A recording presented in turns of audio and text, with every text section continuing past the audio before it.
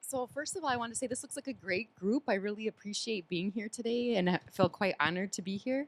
I wanted to say that the training today will take. If you were at the last training, you heard me say this, but I honestly mean it. That I've been involved in StreetWorks for 18 years in one way or another, and I just really support and have been a street outreach worker. Throughout my career in many different ways, and really, really respect the work that all of you do and the StreetWorks Collaborative so much. And so I also want to really acknowledge that there's a lot of wisdom in the room. So hopefully you can please, please, like Jim said, ask questions, and not just questions, but if you have other examples of things that you think are helpful for working with exploited youth while you're doing outreach, please feel free to like interject, because I'm definitely not the only one in the room. I Gina back there has been an outreach partner of mine, and I also know that there's several others of you that have really great experience. So thank you so much for having me. Okay, so these are the learning objectives, and I won't go through them, but just so you know, we actually did learning objectives. So hopefully this will be useful, and you should have maybe a copy of this in your handout. And so the first thing I wanted to do, and hopefully there is, I'm not sure if there was this handout. If not, I can definitely get it to the group. But what happened was, in order to really truly learn how to best do street outreach and community-based outreach with youth who had experienced sexual exploitation, my street outreach partner and I, back in 2004, and then again, we did another one in 2010, did an informal grassroots, non-funded survey with youth, who had lived experience, to basically find out from them directly what kinds of hours we should be out there doing street outreach, what kinds of supplies we should have, what kinds of locations should we be going to, what kinds of approach is respectful, and the importance. And kind of through that, we also learned about the importance of relationships with adults. So I'm not sure, Heather, did that street outreach handout get done, or no? It's okay. Okay, it'll be sent out because we're trying to save trees. So it'll be sent out to you, no worries. But basically, so you'll get a chance to read the full article. But what happened was, so the first survey we did in 2004, okay, my street outreach partner and I came to StreetWorks back then and presented it just to the StreetWorks collaborative meeting, right? Then in 2010, Shri Longmaid was my outreach partner at that particular time in my career, and her and I redid this survey again. And then someone from Children's Hospital, Laurel Edinburgh, viewed it and said, wow, you should really try to get this published.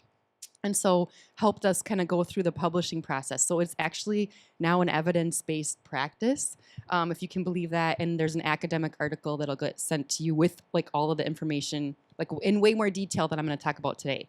But the highlights of this basically were, when we did these surveys, the first thing we found out from young people who were experiencing exploitation, when the question was asked, like, hey, when should street outreach workers or outreach workers be out there doing outreach if we want to reach young people who are involved in the life? And what a lot of people told us was all the time, 24/7, every day. But then a lot of young people also said hours when there's rush hour. So either in the early morning hours, like between 5:30 and 8:30 a.m., or in the evening rush hours, like between 4 and 6 p.m., sometimes over lunch breaks, and then bar rush, like meaning like at kind of when the bars close and things like that at 2 a.m. And so I immediately realized we had a gap, because at that time in my career too, no one was getting up that early in the morning to do street outreach, okay, back in 2004. And so that was a big gap. We did have outreach workers out in the afternoon shifts already, but not in the early mornings. And so what we really tried to do was we created this like ad hoc kind of outreach called early morning outreach. And we basically went out into locations to do this outreach earlier in the morning to specifically work with young people that were involved in the life, because it was just a gap. No one was going out like 5 to 8 in the morning. So we started doing that based on what the youth feedback was. So I'm just kind of giving you all that. Supplies, what we really found out was a lot of the supplies that young people in the life want are similar to young people that aren't. And so things like food is always a good thing to have, bus tokens, bus cards, those types of things. But then there were some other things that were a little bit more unique. And I'll get into kind of more of that specific list later in this presentation. Locations, the other big thing was the locations and helping people understand that when you're doing street outreach with young people that are exploited, oftentimes the locations of street-based outreach for this population change a lot, and even site-based too. And a lot of it, obviously, it's not news to you that it's an illegal activity, right? So as soon as like one big outreach site that we did a ton of street outreach in for a long time was like between 24th and 28th on Bloomington, and then they put in cameras there, and then all of a sudden like everything dispersed and moved to a different area. And so I think like one of the things we tried to talk about during our surveys with youth about this particular type of street outreach is you have to be kind of patient about relearning locations because they tend to change a lot. Now there are some concrete areas in Minneapolis where it's always kind of stayed true for certain activity, but then a lot of the locations tend to change. And so when that change happens, like when they changed from 24th, when they got off of 24th and 28th on Bloomington, we had to spend literally 2 hours of our next shift kind of driving around, talking to different people. And so just kind of acknowledging that that's going to happen in this type of outreach and that it's okay. And I had to explain to, at that time, Trudy Abel Peterson why my numbers were lower on my contact form for that particular shift, and just I think all of us kind of at StreetWorks now kind of had that basic understanding that it's okay, locations change, and there might be some shifts where you don't see a lot of youth as you're relearning those particular new locations. The other thing I'll say about locations is also not a good idea to go, like for us in this youth work field, to necessarily go into public meetings saying the specific intersections or blocks of where it's happening, right? Because what I'll just say from an example, what happened is I think it's fine to say like, oh, I'm doing outreach with exploited youth in South Minneapolis or North Minneapolis or things like that. But if you have to be kind of careful about giving specific locations, because there was a couple of situations where a different person that was working at StreetWorks that's no longer here, kind of went in and said, oh, this is where it's going on. And then law enforcement in the room, of course, went out there later. And so I just think it's important to know, like, we're here obviously to provide street outreach and services for the youth. And so I think part of us building up trusting relationships is kind of being careful about who you disclose the exact specific locations or names or things like that involved in this type of outreach. The approach, I will definitely get into a little more, I believe, throughout this presentation. And then the other thing I learned, and I just want to say all of this I really learned throughout my career from youth directly. Cannot underestimate the importance of that. And then the last thing is the importance of relationships with adults. So the other thing what we find is when you are out there trying to build up your relationship as an outreach worker with people who are experiencing sexual exploitation, I tend to use that word or involved in the life kind of interchangeably, sorry. But basically what we found out is there's a lot of, you have to kind of do outreach to the adults that are in the life as well. Because a lot of the adults in the life and youth in the life, not always, but sometimes they're interconnected, know each other, or at least know like where things are going on. And so if an adult were to approach me when I was doing street outreach for young people involved in the life, I would never say, oh, nope, you can't have condoms, you can't have any of my resources, because I knew that if I did that, I would potentially cut down a relationship with that person. So I actually ended up at one point like buying some of my own supplies. But I think I'm guessing if you talk to Jim or whoever your agency is, that they might understand that giving a portion of your supplies to adults in the life will probably be okay, because there's that connection with having them assist you in building up relationships with youth in the life, if that makes sense. So this is kind of all of the things. I'll definitely get into some of them more, but hopefully it's helpful. Like this presentation is really what I've heard from the StreetWorks organizing committee is really trying to get you some nuts and bolts of like the actual practical logistics of doing outreach and things like that, which is so fun to talk about. So it's great. Okay.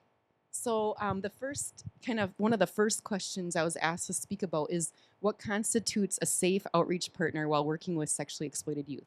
So one of the things I think sometimes people think in general is like street outreach. Like if you're not involved in street outreach, I know everybody here already knows this, but kind of in the wider community, I don't think people completely grasp what an important role street or community-based, site-based outreach is. By the way, I'm old school, so I keep saying street outreach, but please know that I know it also includes like schools and all the other outreach going on now, okay?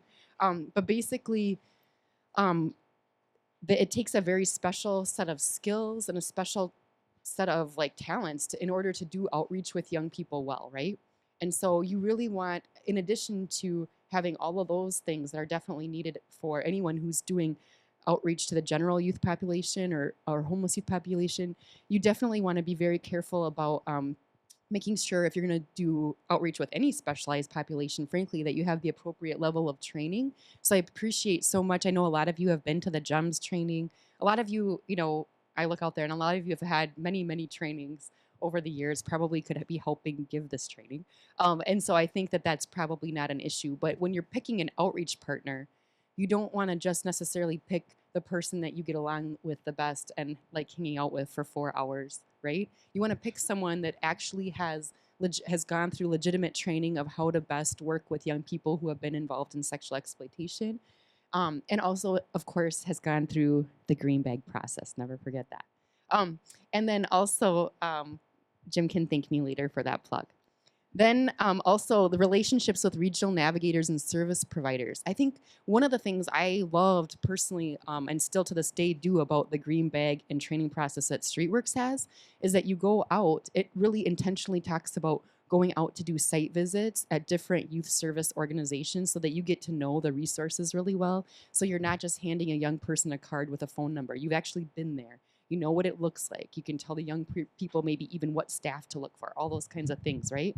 But with sexual exploitation, now that we have all these safe harbor services, I think it's really important to know for street outreach workers who are working and specialized with this population or not, really, should know who their regional navigators are in the area they're doing street outreach.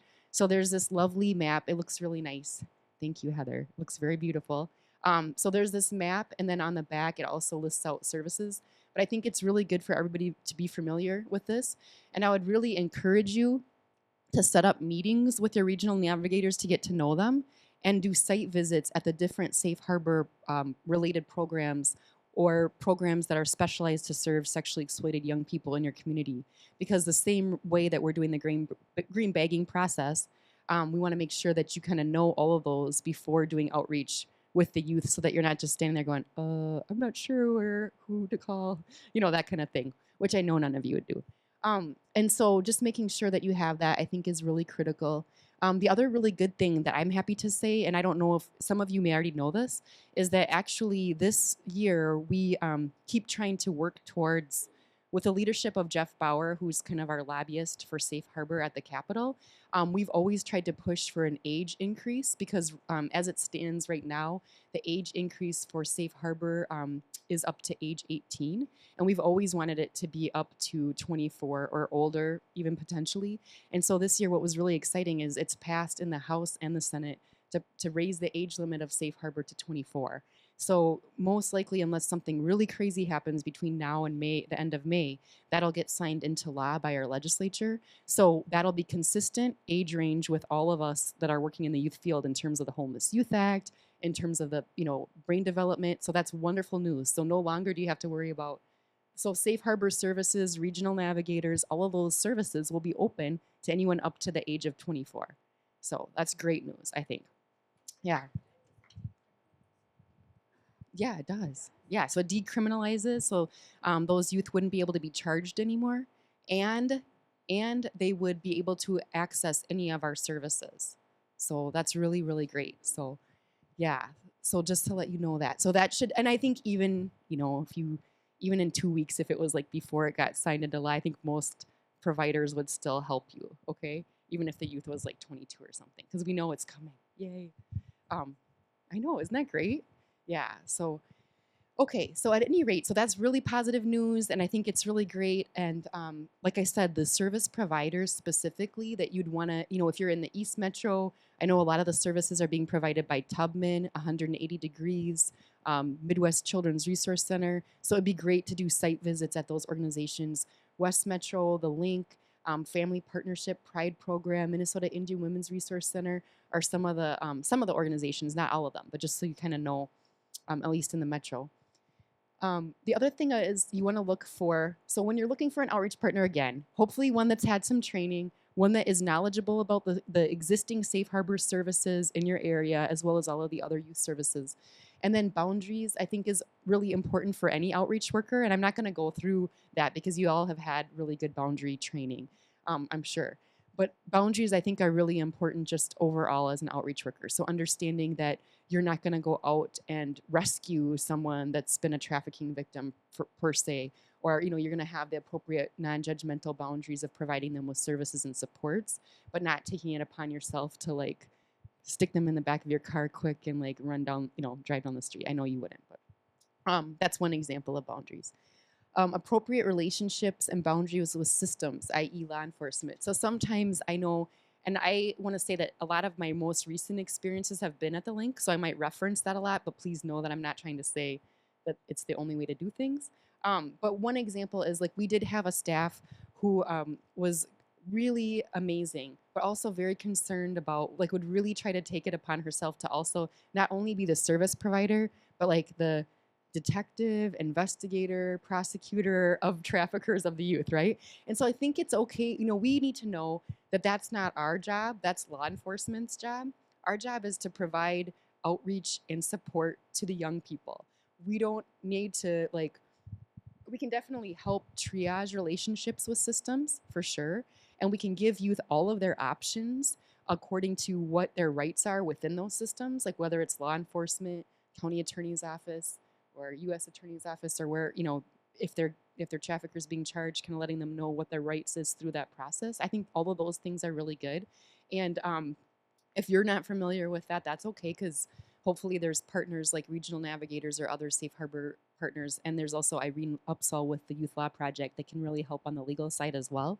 But basically, we do not have to go and do any investigations undercover or anything like that. We definitely can just be the service provider. And then we can let youth know about what their rights and legal rights are within working with law enforcement. Youth do not ever have to disclose, until they're ready to. And some law enforcement are kind of on board with that, and some are still learning. But I think, for us as service providers, it's good to know that young people, whether they're under the age of 18 or over the age of 18, they have a right to say what they want to say or what they don't want to say to law enforcement or county attorneys or anything, or anybody like that that's involved in their case. And it's our role as service providers to let them know about all of their options. But we don't necessarily get to tell the youth what option they should do, but we can at least lay out what their options are. And if they have really tricky legal questions, and I usually honestly get our staff are really good connecting them in with Irene Upsall at the Youth Law Project for more detailed like law types questions. So hopefully that makes sense. And then also reliability. Like when I was doing street outreach, one of the most frustrating things is if you're all excited to go out in a shift and you're all ready to go, and then something consistently, I know life happens sometimes, but something consistently comes up where your partner isn't able to come or bails out on you after 2 hours, that kind of thing. And so I think with any type of outreach, it's important to have some consistency and reliability. So like when I was out doing outreach shifts with this particular population, I would be able to tell you, yes, I'm going to be out here every Thursday morning, 5 to 8. So if you need, other youth can find me around here, that, next week, that kind of thing. But then if my outreach partner continually bails, then I'm kind of like letting youth down, because I do think it's important, if you're doing street-based, especially outreach with this population, to still have a partner, right? So you want to pick one that's extremely reliable, because the minute you don't show up when you say you're going to show up, this population is like the best resilient people reader, very smart, but if the minute you say you're going to do something and then you don't follow through, it's going to be really tough to build up trust with and rapport with the population. And a lot of young people, as you know, in the life, talk to each other, know each other. So the minute you're unreliable with one youth, it can spread to a lot of youth, which I know it's not just confined to this particular population of youth. Okay, so I also wanted to talk about, this continues to talk about creating a safe environment. So I talked about this already, but like youth, we do not ever want to push youth to disclose trafficking or sexual exploitation. They can talk about it as they feel comfortable and ready. Sometimes some youth never do, even though that they've gotten picked up on a sting, or something's happened. And I just want to say, any of on the spectrum of disclosure is okay, and we want to support that, but we don't want to force youth to talk when they don't want to. And I know StreetWorks is the best about that type of approach, so I won't go into it too much. I also think it's okay to, if there is a particular youth that that is going through a really tough time, who's been in the life or is in the life that you're doing outreach with, and you know that that youth has a closer relationship with Zach. I'm just going to pick on him because I work with him. If this particular youth has a closer relationship with Zach than me, and they're going through a really hard time, it's okay to like say, hey, do you want me to see if Zach's available too? I know that you guys are close. You know, I think that that's okay to do, especially with young people who have been involved with sexual exploitation. And sometimes it's hard because we all want the youth to love us, right? And we want them to love us the best, kind of sometimes. But it doesn't always work that way. And that's okay, right? Sometimes youth do feel more comfortable talking to one of us. Sometimes they feel more comfortable talking to someone else. And I think it's just okay to acknowledge that and work together as a team. I think that's okay. And I think that there are times where you can say to someone else, hey, I saw so and so on outreach. I feel like they're having a hard day. You might want to check in with them and shoot them a text or a voicemail. Even if it doesn't mean, you don't have to break confidentiality necessarily, but maybe just say, hey, I know you're close to that young person. Might want to check in. Be non-judgmental. This group, I think, is like historically one of the best groups about that, but I think that that goes a long way. Again, watching facial expressions. Yeah, if a youth who has been in the life, sometimes you hear when they do kind of start talking about it, you might hear some things that are really, really, really hard. And but I think it's important for us to still try to be supportive and kind of maintain a certain level of neutrality so that the young people can talk to us. Also, another big thing about being non-judgmental, I think, with young people who have been trafficked, obviously, is that some of them, not all of them, but some of them are still very connected and have a high level of respect and sometimes love for their trafficker. So if I, Beth from the link, come in and say, well, you should not be talking to that guy. Change your phone number. Get him off your, da da da da. You need to order for protection. Da, da, and you come in so forcefully like that from the beginning, talking negatively about their trafficker, that might actually set the young person off to not want to work with you because they're not ready to sever that tie quite yet. Does that make sense? So I think as hard as it is, because there have been times in my career where I've literally got out to my car and like punched the steering wheel because I'm like, oh, I just want to, that guy is such an asshole to her, or that guy is such an asshole to that guy. But at the same time, I can't tell that young person yet, about like, well, I think you should change your phone number, get off the internet, cut off ties with him, report him to the police, that kind of thing. I think we, as outreach workers in this type of role or youth workers, we want to be there for the young person and be as non-judgmental as humanly possible. And it doesn't mean that we say, oh, I think that trafficker's great. Good support system to have in your life. You don't have to go, obviously, that route either, but just kind of allowing the youth a time to talk to you about it. And then I know Gems talks a lot about this, but as you build up that relationship, then maybe start saying, I noticed after you hung out with him the other day that you seemed really down. Can we talk about that? Are you happy? Are you okay? And kind of do a little more gentle approach with those types of conversations.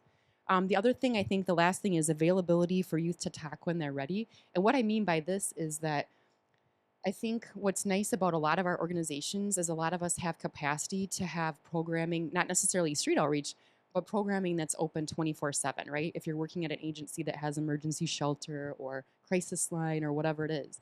And so I think that that's really important to have some level of availability somewhere for young people that you're working with to be able to find support, in the middle of the night, on the weekend, on a holiday, because a lot of times those are when triggers come up.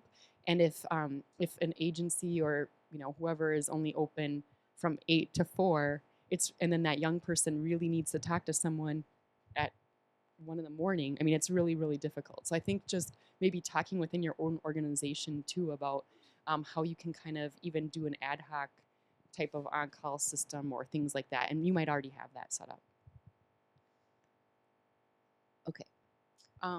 So the next thing is just to talk about, so a lot of the feedback I've heard from youth directly who are involved or have been involved in the life is that they really hate it when they're, since age 11 or age 12, they've been living kind of on their own or with their traffickers or literally living a fast life, right?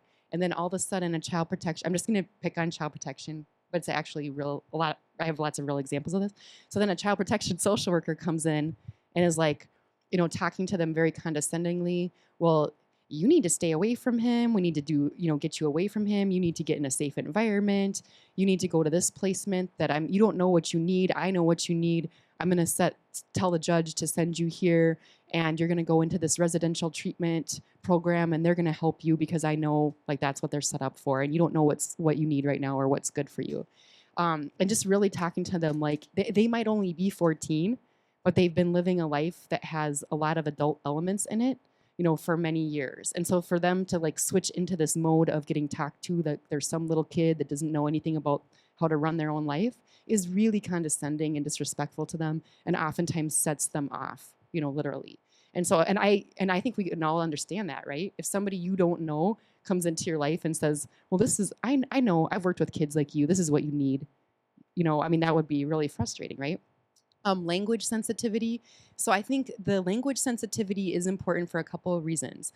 One is, from what I've heard from young people who are involved in the life, they definitely don't want someone who hasn't been in the life to come in and talk like they've been a part of the life, right?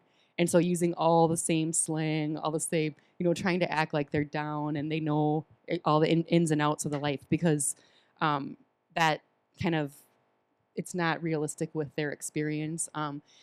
But then on the other hand, you also want to make sure that you're sensitive to the language that they're talking about and responding to it appropriately. So like, for example, when I'm talking to a funder or a federal person, I might use the term commercially CSEC for commercial sexually exploited child, because that's the term that they use, right?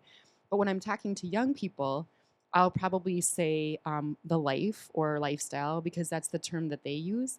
But I don't kind of talk to them like I'm one with them and I'm right in there with them, if that makes sense. So just having the language to kind of know, and I know that a lot of you know this already, but this was one of the bullets I was supposed to address. So I just want to make sure that you understand that like there's, and I also think that you kind of can read and use best judgment depending on which youth you're working with too, if that makes sense. Because some youth are very different and language can be very triggering. So honestly, I don't think there's any harm with asking too. If you have questions, just saying, I want to really be respectful of you and your experience. And so what are kind of the words that you feel like are respectful to you to use around your experience?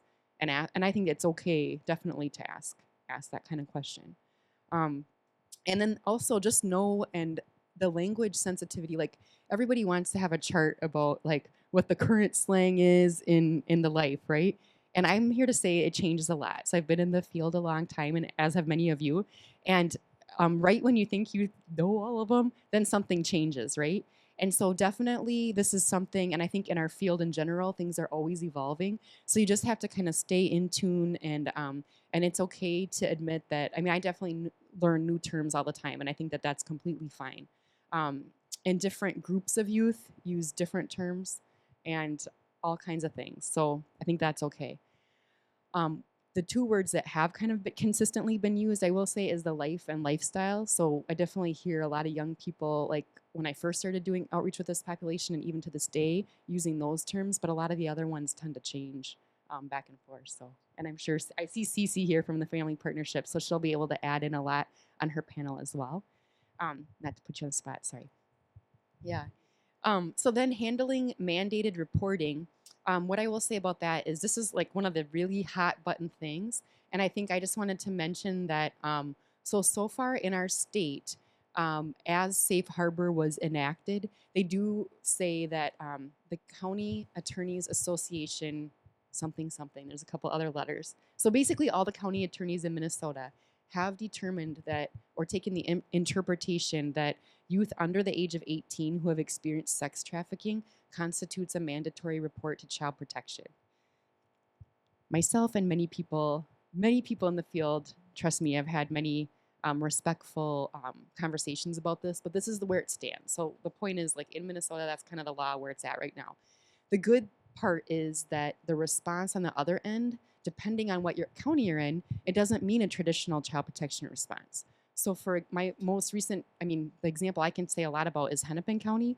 So Hennepin County, what they'll do is they actually won't put, if a youth has been reported to them to be sex trafficked, they don't route the youth through a traditional child protection petition or report.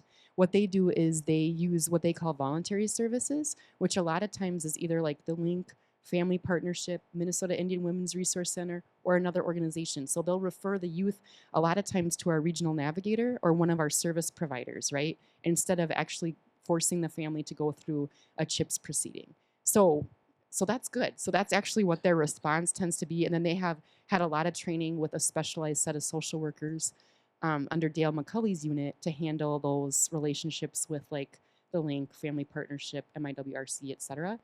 And I think that, so it's not always, now I could tell you a lot of, I'm not going to pick on counties, but there's a lot of counties that aren't necessarily handling it well, and there's some that are routing it through certain systems and that they shouldn't. But I think as street outreach workers and outreach workers, we should know that that's the interpretation of a like mandated reporting. So if you see a young person that's under the age of 18 that you suspect is being trafficked um, or is, what you would want to do, I mean, frankly, it might be, if you feel comfortable enough making mandated child protection reports on your own, I mean, that's okay too. And I usually have the youth there with me, and I tell them exactly what's going to happen, good, bad, like I explain the process so that they kind of know. And then they're sitting right there when I make the phone call. I don't make as many in my role now, but I'm just saying historically throughout my career. Now, the other thing you could do if you don't feel comfortable making your mandated report, which is absolutely fine because it is kind of tricky sometimes, is you can call the regional navigators and they can help either walk you through it or come do it for you one way or another. Once that report is made, what I will say in terms of, I might have this later in the presentation, but I'll say it now just in case. Once the report is made, like I said, the hope is that they would respond by taking in the report, but then connecting the youth with voluntary services that are specialized for sexually exploited youth. That's what I think all of us have hoped for, and routing that youth into our safe harbor, no wrong door response, which is what we presented on at the last training. That's the hope, and it definitely is happening in lots of parts of the state. Not everywhere yet, okay? It's a new system and a new process and a new law. So when it doesn't happen the way, so I'll say like there has been times where if a mandated report is, let's say a youth discloses at school, not picking on schools, but they disclose to a teacher at school, and the teacher is not quite as familiar with everything for such sexually exploited youth, makes the mandated report, the child protection worker does end up doing some type of in-home investigation with the youth and the family, and you kind of know that this is going on, you have every right to call the social worker and just talk to them and say, hey, I'm wondering if you have heard of our regional navigators and safe harbor response, and if you would think about like routing the youth through that and dropping this petition. We've done that several times, and sometimes it works, sometimes it hasn't. But I think being a respectful advocate is great if you feel comfortable doing that. And if you don't, then it's always fine to call like the Youth Lab Project, like Irene Upsell. It's fine to call any of us partners in this work through Safe Harbor, and we can definitely be a support and resource. But just so you kind of know, did you have a question, or is that just a head I did scratch? have a question. Okay. I'm wondering because You didn't point, Jim. Okay, now you can talk. sweet.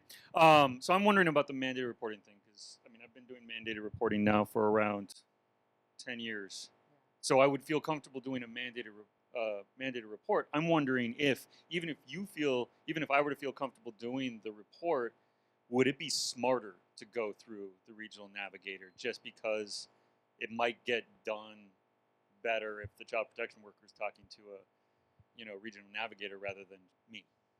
That's a great question. I would personally say yes, because the regional navigators should have very close working relationships with those child protection social workers that in some counties are specialized to work with this population.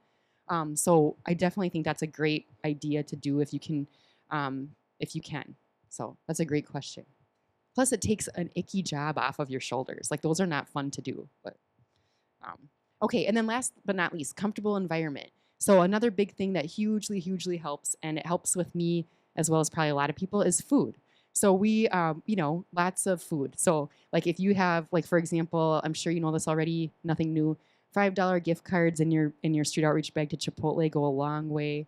Those types of things, or having actual food in your bag, those things, and also talking to young people, like just having a comfortable environment. So if you're out doing street-based or site-based outreach, just be cognizant of if there's a tough conversation or disclosure going on, it's kind of nice to do that in a comfy place, or a place where the youth feels comfortable. So just that, and then food always helps. Okay, I'm gonna keep going here. Okay, so I want to also because I'm supposed to be done at 12:15, correct? Okay, so I'm going to move through these really fast, and then you can always talk to me later if you want to. So working effectively and respectfully with sexually exploited youth, I think there's different approaches, but I think that this is a really big thing. So I'll try to talk about this more than maybe anything else. So the approach when you're on street outreach and community site-based outreach, or like when a young person's coming directly from like a law enforcement referral or something like that, is going to be completely different. And so what we've learned is when you're doing street-based outreach, the approach is a little different. And what I will say is, as a common practice, is that if you notice a young person who, if you know a young person's involved in the life, or if you don't, if you see a young person engaging in a conversation with what you think is a buyer or a trafficker, just keep walking and don't approach the young person right during the transaction. It's just not a good idea. And you will probably see that.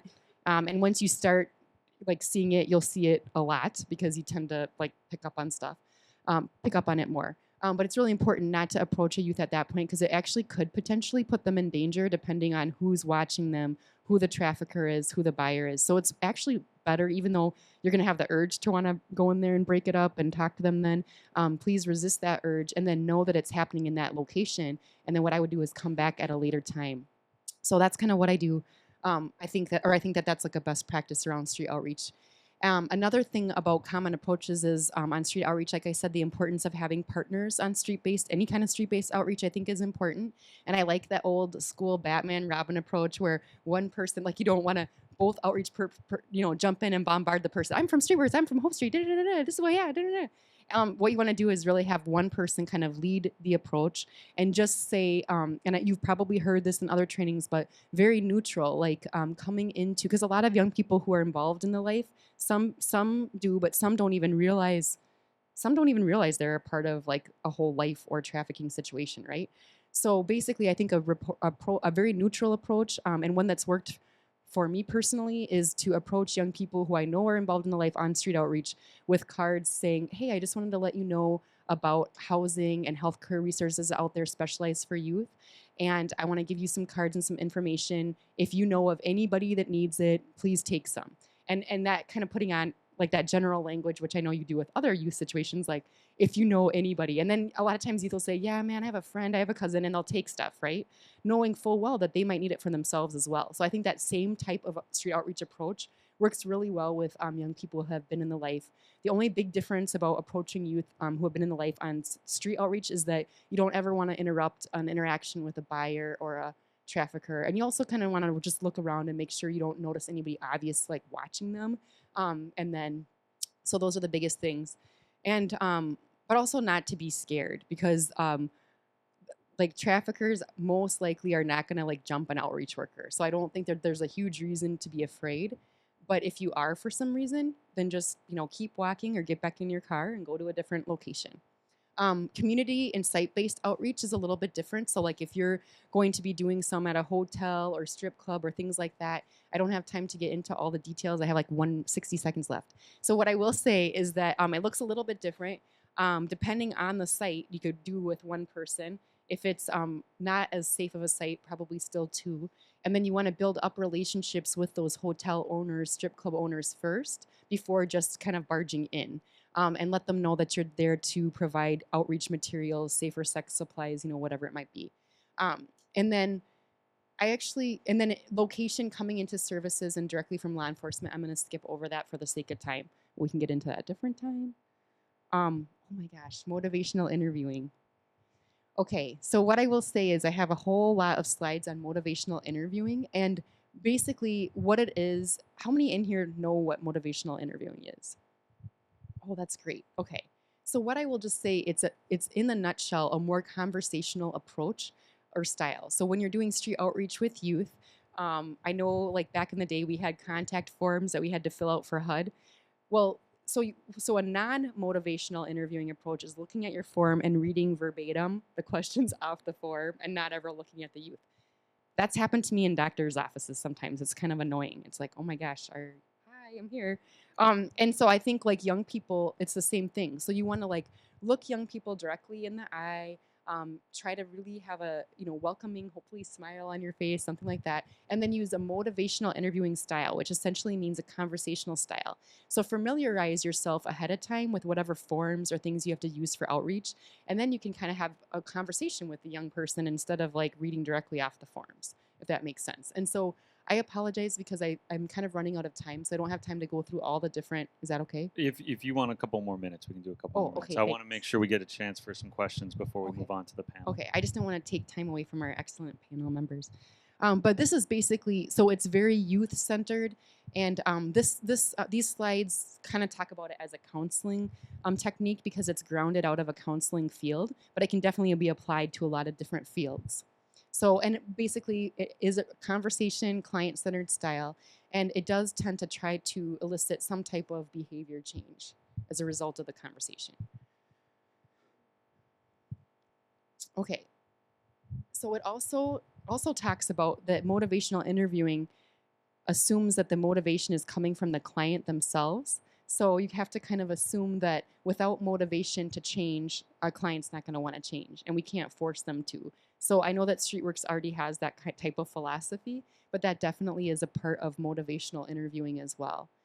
Um, it is the client's task, not the counselor's, to articulate and resolve his or her ambivalence. So if we feel like, basically be non-judgmental, at the end of the day, is like we don't get to judge what a youth. We want to listen to what the young person's saying, but we don't want to be the like judge and jury on what they are telling us.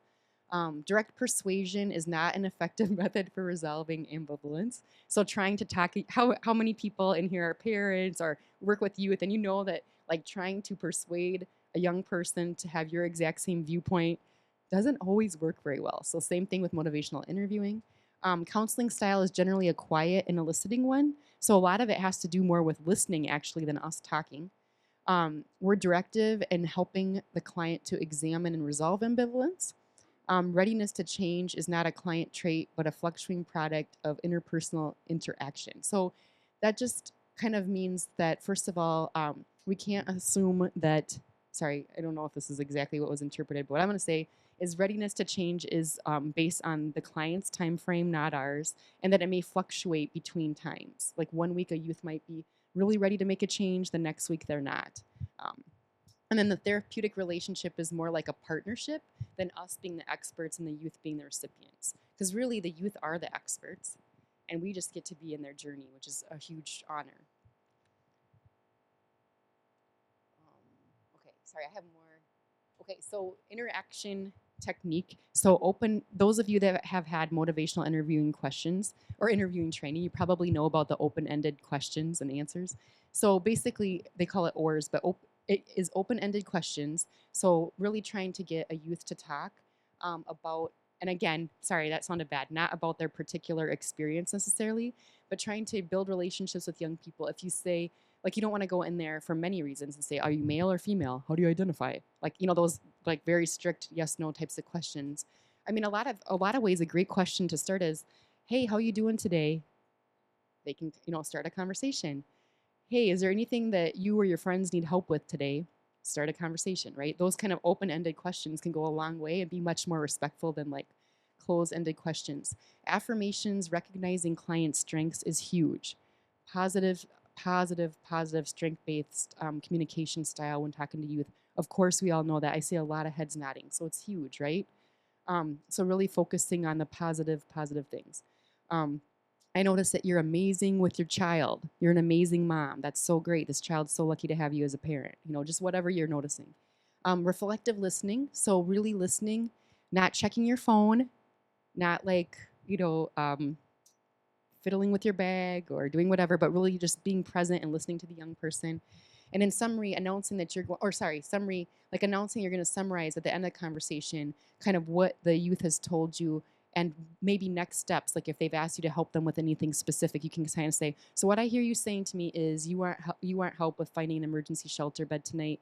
You're worried about your little sister getting abused by your stepdad. So you want us to help do a child protection report together. So I'm going to help you with that. But what I hear you saying is these 3 steps you want us to do today, and just kind of like rehashing to make sure you're understanding what they're telling you correctly. Does this all make sense? Does anybody have like anything to add to it or examples or anything? All right, and keep moving. Sorry. Um, just gonna go through. So I want to leave you with. I'm gonna check to see. Sorry, you guys. Okay, so the next, I don't have time to go into all of this, but what I want to say about young people who have been in the life quickly is how many of you in here are perfect and there hasn't ever been something you don't want to change about yourself? Jasmine, you are close, but okay, so what I would say is really that for some reason, this model of stages of change is forgotten a lot of times when we're working with youth in the life. So, for example, what I will say about myself quickly is I always try to work on not eating fast food and eating healthier, right? And so, even though that's nothing compared to being in the life, it is still a bad habit that I want to change, and it is so hard. Like when I'm in my, I mean, I could go through all these phases, but basically, what I will say is it's incredibly hard for me to maintain not eating McDonald's and Popeyes, okay? Like I can't drive past one of them without smelling it. It'll trigger me to want to go through the drive through. So when I'm in maintenance, it's like I have to avoid certain streets.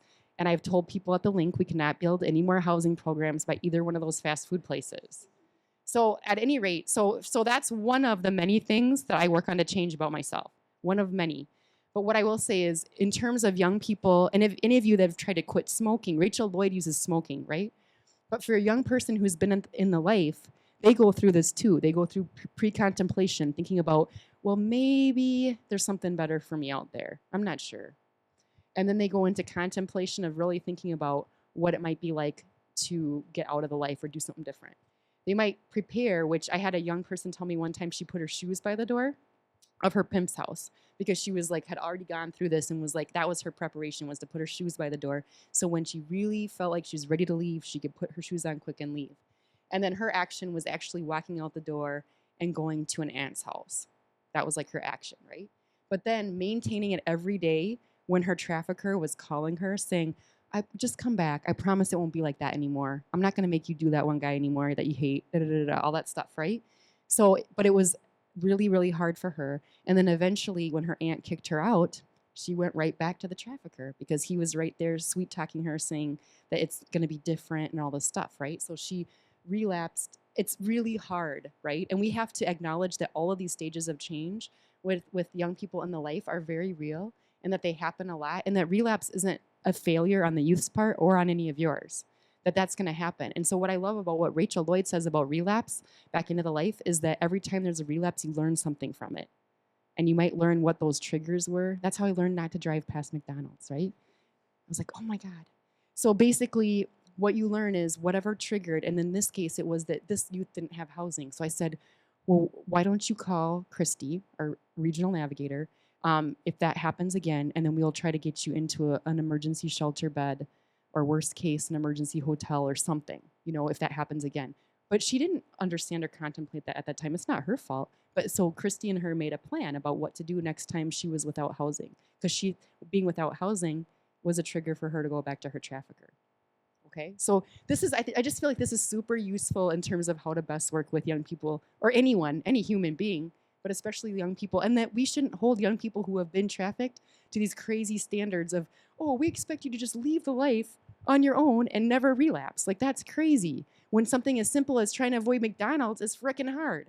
You know what I mean? Like, that is not fair. And I see service providers, systems having all kinds of crazy, unrealistic expectations of youth. And that's not fair. So I just had to do my piece on that. And then this is a list of outreach supplies. I won't go through it, but this is a list of outreach supplies that young people who have been in the life have told me through those outreach surveys that it's good for them to have. And we can get this out for you so that you have it. And then we talked a little bit about this again before, but if you even suspect a youth is experiencing sexual exploitation, you have the absolute right to contact your regional navigator if you want. And it's not to say that the regional navigator is going to swoop in and take over services, but they're supposed to work with you to help you support the young person. So that's kind of what the hope is with the Safe Harbor No Wrong Door. It's not to say that youth don't have other people involved in their lives, but that they'll work together in order to support the youth and help assist with services. And then this is the map, and that's it. And I'm so sorry I went over. No, it's totally all right. Would you mind, instead of doing a question and answer right now, since I think Yeah, the I'll panel is wait. going to have a bunch? Yeah, Yeah. we'll get you back up here after No the panel's problem. done. No problem. All right, Okay, fantastic. thanks a lot. Can I get Cece, Jasmine, and Zach up here real quick? I'd like to introduce our panel. We've got Charisma Smith on the end from Pride. Thank you very much. Jasmine from Oasis. And Zach from The Link. Thank you very much for participating in this. I appreciate it. I'm just going to get going because we want to get as much out of you as we possibly can. If you guys would like to pop up with some answers, and if we have questions, like I said, just raise your hand so I can get the microphone to you, okay? But you guys let me know when you're ready to take questions, okay? What makes a good outreach partner? Are we going in order? I'll jump in there first. Some of my thoughts about what make a good outreach partner is a partner in the community and an outreach agency that understand one another's philosophies. And so being able to understand the agency philosophy that you're partnering with and being able to accept what you can't change about that philosophy and knowing what the agency is truly able to offer and then being aware of what they're really good at and what they're not so good at. Because sometimes you're partnering with an agency and you're like, oh my God, they suck at this and I can't stand that one worker, and that's fine, right? You're entitled to your own opinions. And then the partner might say, oh, I don't like that one outreach worker. She's not that good with this and he's not that good with that. And that's fine. Everybody's entitled to their own opinions. It's not our job to judge each other. What's our job is to see, oh, but they do this really well. And there's this one advocate that does really good with this. And then that other advocate is really good with that. And being able to take note of that, because when you're making referrals, you want to have that relationship and that knowledge so that you could pass that on in a youth-friendly way and say, well, I'm going to send you over here to YouthLink. And they're really good with the drop-in and food services. And so if you're hungry, you can go in there and make a meal. And you might want to talk to Say, who's really good with this. Or you might want to talk to Anastasia, who's really good with that. And then giving Say and Anastasia a call and say, I'm sending a youth over. I told her that, she might want to check in with you. And this is what I said, right? So being able to understand one another's philosophies about what can and cannot happen, I think is really important.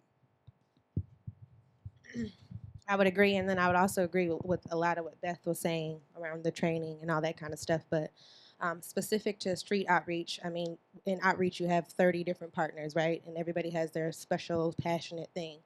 So definitely somebody that shares the same passion with you, but also someone that's super flexible, because you're often doing shifts from 8 p.m. to 5 in the morning, and sometimes you end up going a little bit over. And so being really flexible and understanding, because it gets crazy, it gets tiring, and they get long. And so just same thing, understanding what they're capable of, and then also being really clear about what you're comfortable with. I've worked with lots of different people, and I've had a partner that was like, I can't go over there. And so being able to voice what you are comfortable with or not comfortable with, so that then you can determine what kind of shift you will be doing and what your focus is. Great. These guys answered it. The only thing that I would add is just being flexible, being creative, being consistent, being flexible, and just being aware of safety, and knowing what you're good at. So I want an outreach partner that knows what they're walking into. If they're dragging me into something that I don't fully understand, so that I can trust that what needs to happen is going to happen. I know this isn't the moderator's role, but I do want to jump in and point out that one of my first shifts I worked with Jasmine and Carissa, and they kicked me off the shift because I was not ready to work with commercially exploited youth. That's very true. Yep. I learned a lot from that. Sorry. Do we have any questions from the audience? Laura. I have a question on what to do. I mean, it's happened to me like at the food shelf before, where a young person comes in and we think that they might be being exploited just by like the crew that they are coming in with. We know that they're in the life, which sounds judgmental, but just like thinking like they might be at risk just because of who they might be hanging out. They will kind of casually be like, "Oh, like how old are you?" Like talking about like stuff at the food shelf, and the quick answer is like, "I'm 18." And you look at this person, you're like, "There's no way you're older than 13 or 14," and then just like not forcing them to fill out forms, but like seeing if they would. They don't want to, which is cool. But then you only know their first name. They look so young, and like, what do you do with that? And you just feel it in your gut that something's going on, but like you can't like prove that they're a minor. You're not gonna say like, let me see your ID. You know what I mean? Like, so what do you do when you have somebody you think is young? Then you might not see them again for like months. You know what I mean? I don't know if there's really a question in that, but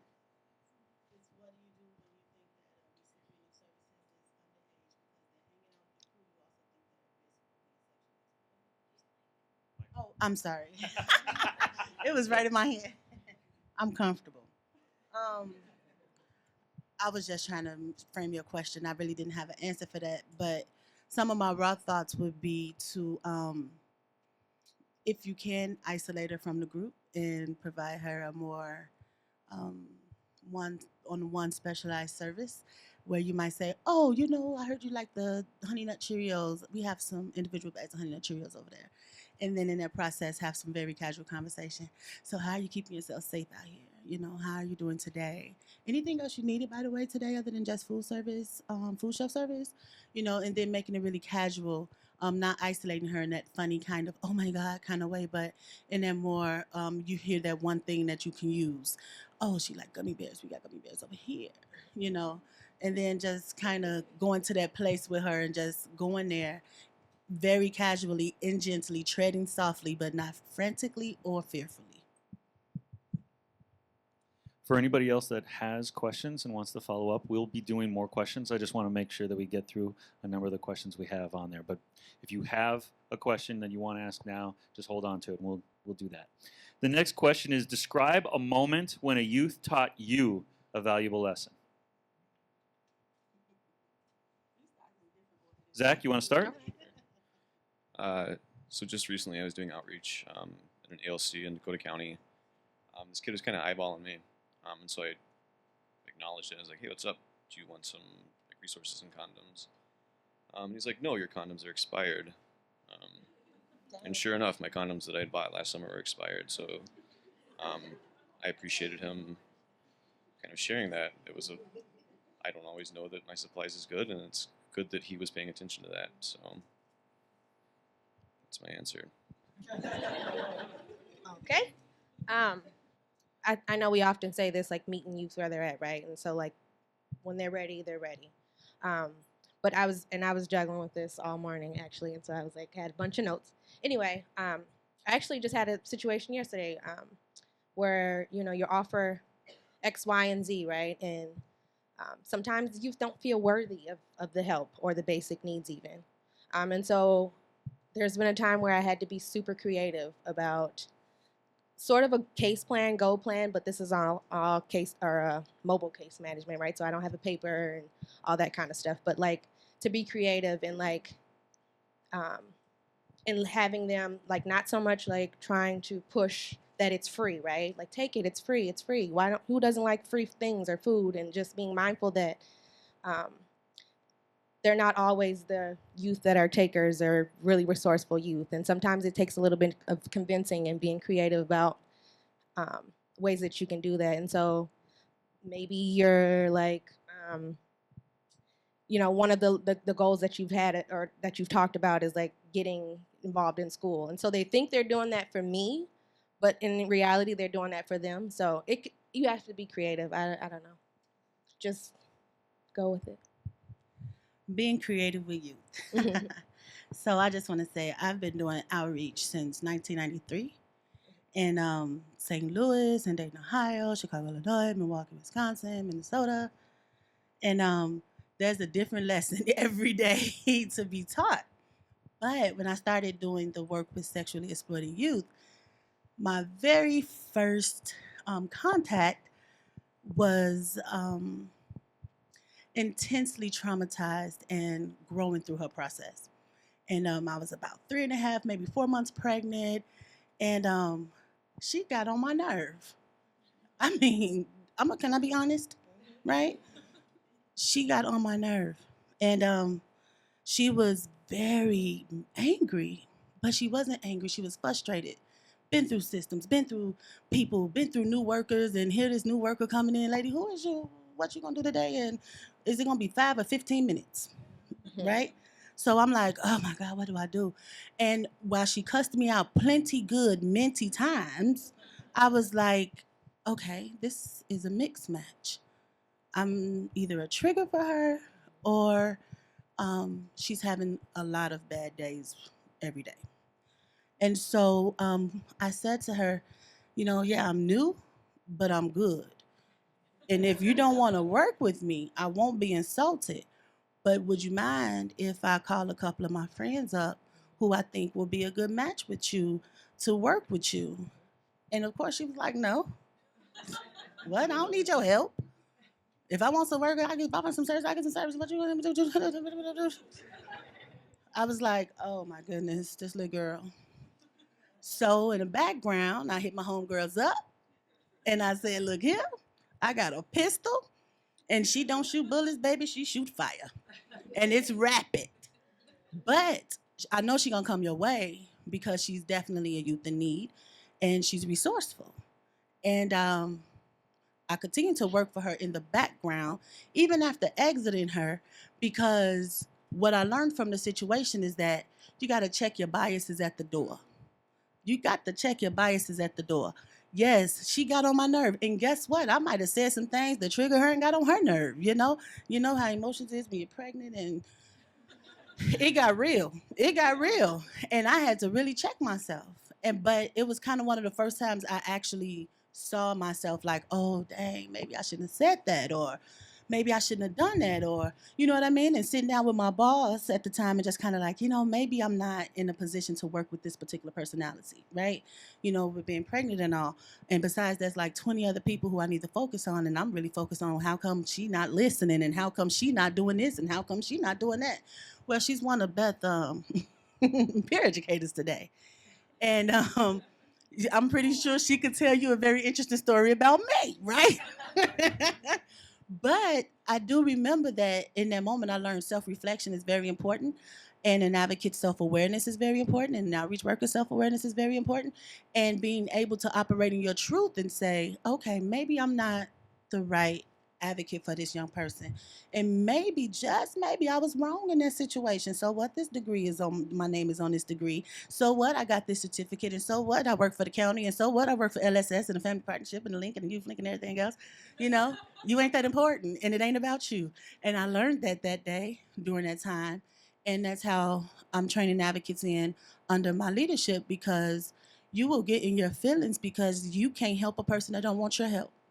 Right? And so if a person does not want your help, don't stop helping them. Help them indirectly, but get out their face. Cece, that's a perfect segue to our next question. Did you plan it that way?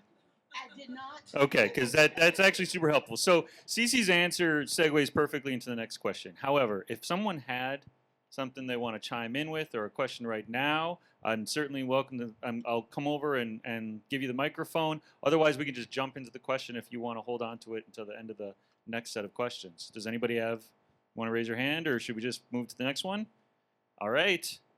Describe a moment when your own values or assumptions were the barrier to the youth getting the help. Okay, I can start.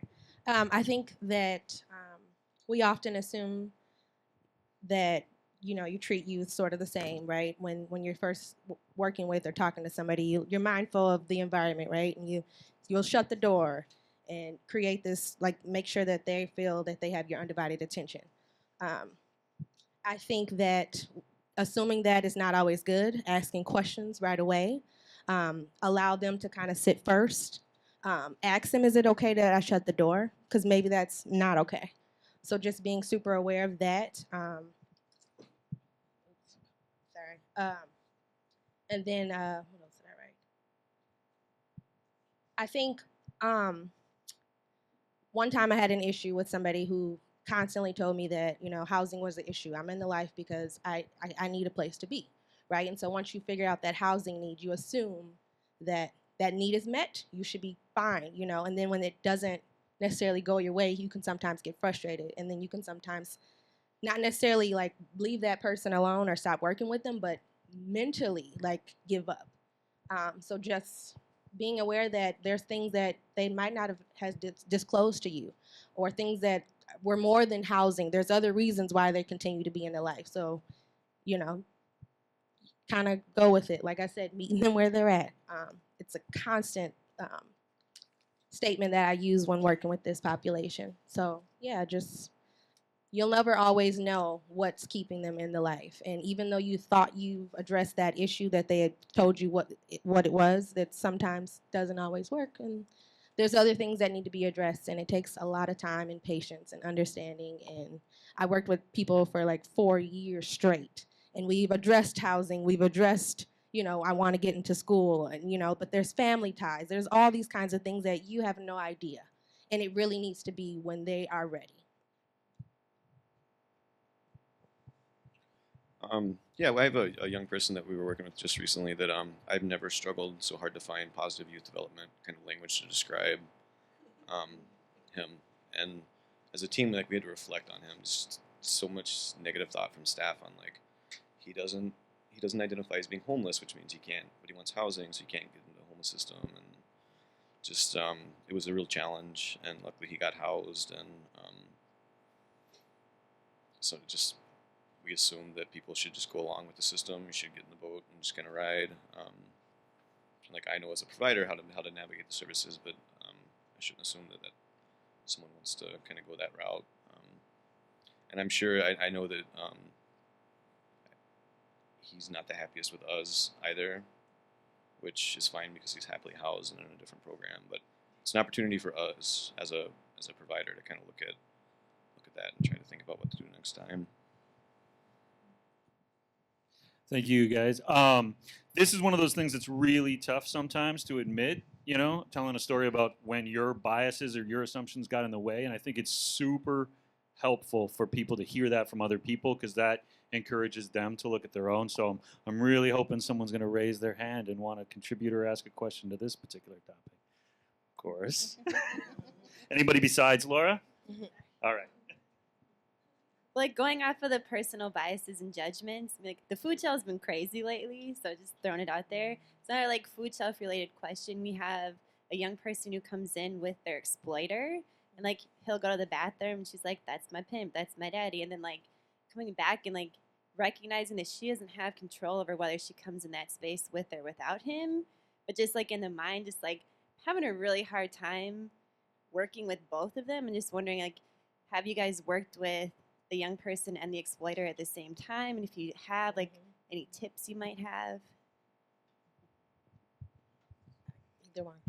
We have a very fortunate partnership internally with Sam Simmons program, Healing Generations. If anybody knows Sam Simmons, you know he's a very direct and intentional service provider. And we've had several occasions where daddy came in with baby girl. And I'm a very direct and intentional service provider. So as an advocate and also as a leader, I will say, can I talk to you? And then I'll take the exploiter first and speak with them, while my advocate then takes the young woman or young man to provide the service. And I have this exploiter in the room with me and Sam Simmons, and we're having a very casual and frank conversation about what people call the life, right? And then the program that Sam manages is a batterer program for men who can commit DV acts on women and things. And so he's kind of talking from that angle. And that's a very fortunate circumstance for us because that's how we attack the exploiter. We're actually providing him with education, but also acknowledging that there's a trauma that the exploiter actually have as well, you know, for self-preservation. And it could be some ACE there, you know, some adverse childhood experience. And so not discrediting this person because of his actions right now, but actually connecting with him and building a rapport that gives him a voice as well. Because, again, there's some traumatization that is in him that gives him permission to do this, what he's doing. I also wanted to just add something that actually happened to me twice. Once at a Skylight Motel. This was years ago, and I was with Carissa, just kind of sitting outside doing our business like we usually do. We're always there at this time. talking to one of the girls that we worked with, and walks up, this guy. We didn't know exactly who he was. We could assume that he was either a buyer or this was the man, what she would call him. And he walked up to us and like, "What's up? Who is you? What you got? What you got? What's this about?" It really took. Me and Carissa were like, "Oh my God," like that was the first for me. But really, just explaining what I do. My job isn't to come and take her away, and I'm really here to bridge resources. Once he kind of got the idea that this is what I do, and I hand out condoms and all these great things that is helpful to even your business, he was totally cool with it. And we'd see him often after that, and be like, "Hey," it was really about not being afraid in that moment and just letting him know exactly what my purpose is and why I'm there. I'm not there to take her out of the life. I'm here to be a resource. Now, if that does come up, I'm absolutely going to support her in that. But I'm just here for resources and condoms and safe sex supplies and basic need stuff. And he was totally fine with that. And we've seen him several times after that. And this is on the street-based outreach sort of note. I think what you were saying is like when it's more inside of a community space, it's completely different, and there was no warning. There was no other staff besides us. We had to really act quickly. And it's also super important to sort of have planned. After that, we came up with a really good plan. You learn as you go, but it worked out. And to where, I never had a conversation with him, after that, but I'd see him sitting in the car and he'd give me a head nod, like, "What's up? Just here doing my business," and that's it. So just not being afraid and being able to say what you're here for. And I'll just add, stages of change are great, but it's really hard in practice to watch someone that's stuck in contemplation or pre-contemplation, whether by choice or by the exploiter. It's not like, so when I think about like my previous job working with long-term homeless adults, right, stages of change tends to follow the seasons. Come winterish, people step into preparation, but with exploitation, it's hard. There's sort of, my understanding of it so far is that there's been significant trauma, and there's probably going to be trauma as people continue to move out of the life, and when you look at maintenance and relapse and stuff. So self-care is important as you're doing that. Another small piece. Yes. And I think just the short of it is having an authentic presence in that moment, just being authentically who you are, stating your purpose, not being afraid to speak and treat the exploiter as a human being type of deal. And I know it's hard because this is the big bad wolf, right? But just remembering that there is things that we can control and things that we can't control. And what we can control, let's just do it well. One of the things that we also have done as far as planning was to be more strategic about it. So while we have him, we have her with a different person, but she does not, when she's done picking out what she needs in the basic need room and things like that, she's back out in the lobby, but she doesn't have anything. Then the advocates come out and get them and let him know that here's the package that we have and thank you for coming in. But she's already went back and got the things that she needs, tampons, whatever, right? And so just having to plan that out, it takes a lot of experiences almost to get it mastered down. And so just being able to talk with your team about what you learned here today, what you know already kind of deal, because it's going to be a lot of trial and error. And don't beat yourself up because it's going to be trial and error. And just say this too.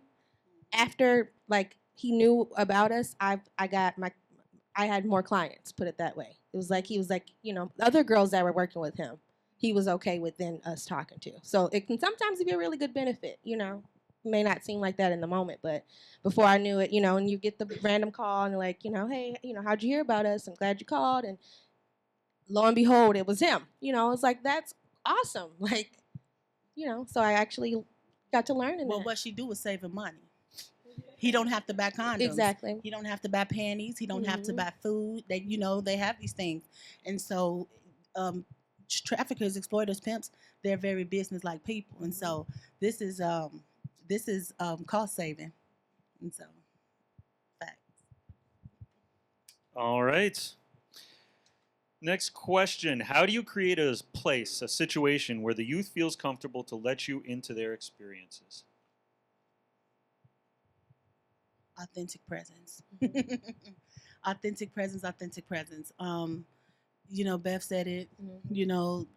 You know, you might know of the life, but you don't know about this life. You know what I mean? And so just being able to be transparent in who you are authentically is really important. Listening reflectively and actively, and having the ability to know when to say what to say and know when not to say what to say. Those are very important.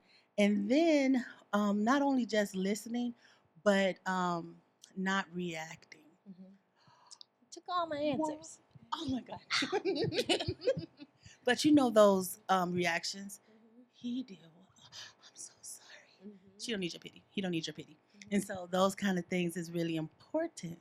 I think in creating a safe environment for them to let you into the experiences and not even expecting it. You really don't want to know some of the stuff you're able to find out. You really don't want to know.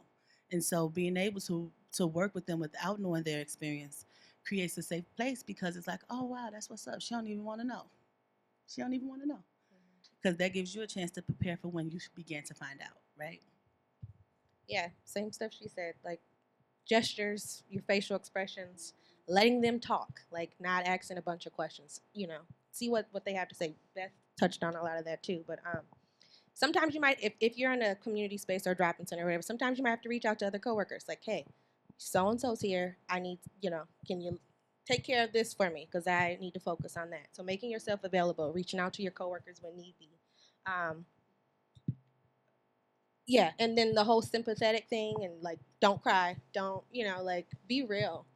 Obviously you care, and so you want to show that, but sometimes they don't need anybody to, be sympathetic or care, cry, or, in that sort of way. Like, just be real. And sometimes I found myself having to share experiences, my own personal stuff, to get for the conversation to sort of open up, or just say, I don't know shit about what you've been through. Like, but what I have experienced is that, and that, and that. Or I've worked with somebody in your similar situation. That sometimes opens doors dramatically.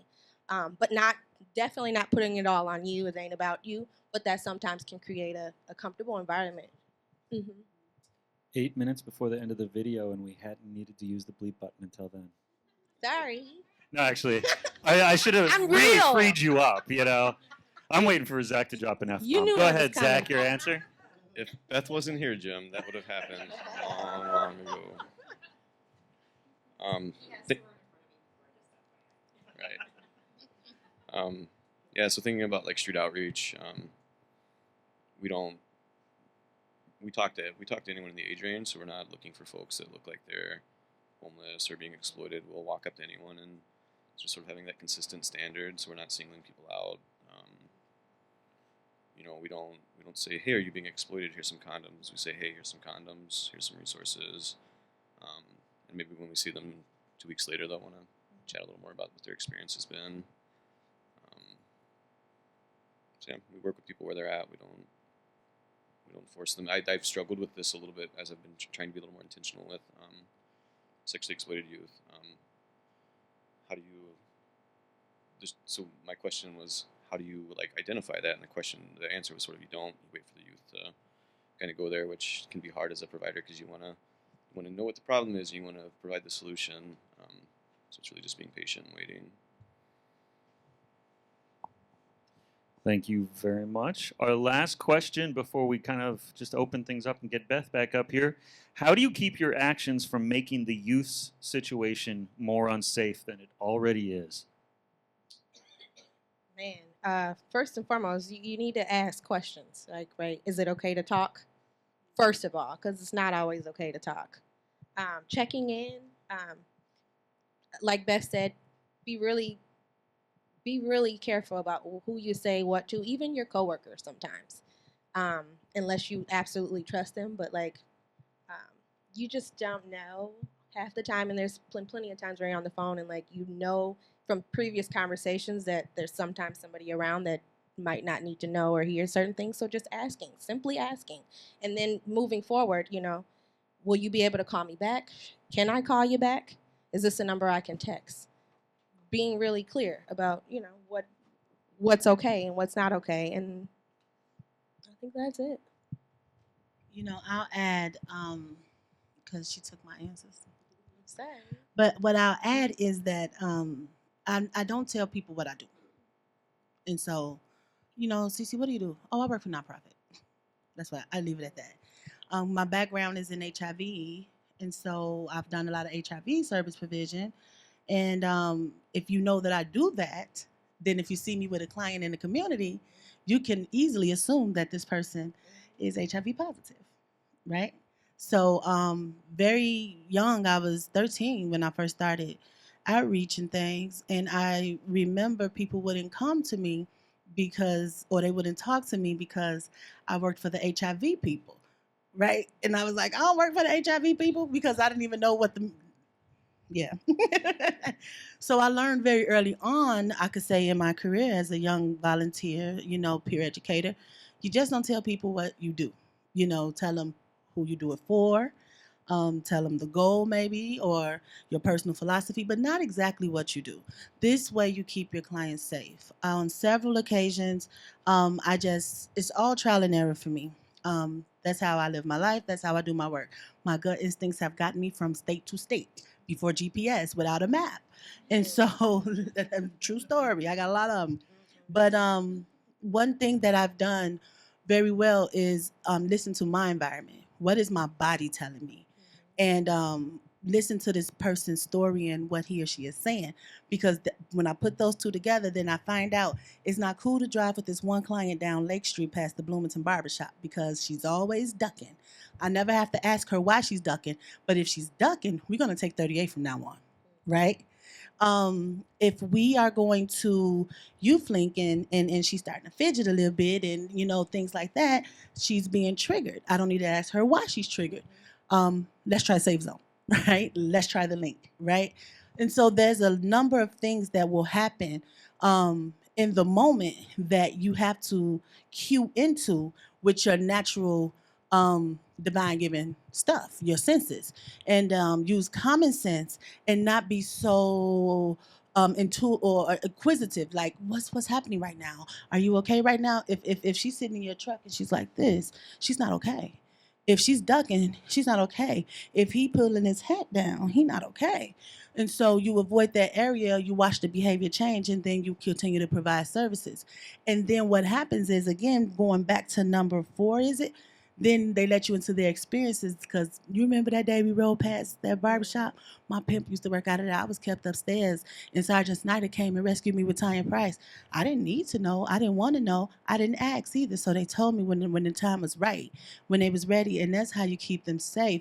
During street outreach, when we would reach out to people who we knew the status of their HIV, if we knew they were positive, like the link, we didn't just outreach to people who were HIV positive, but because we worked with everybody, sometimes you run across the ones who you've tested before and you know that they're positive. And so they could come up to us and be okay because when they were approached, they wasn't HIV positive, and no one knows right now that they're HIV positive, so they're safe to come up to us. So keeping our mouths shut, respecting their confidentiality and their anonymity and things like that is really important in keeping them safe.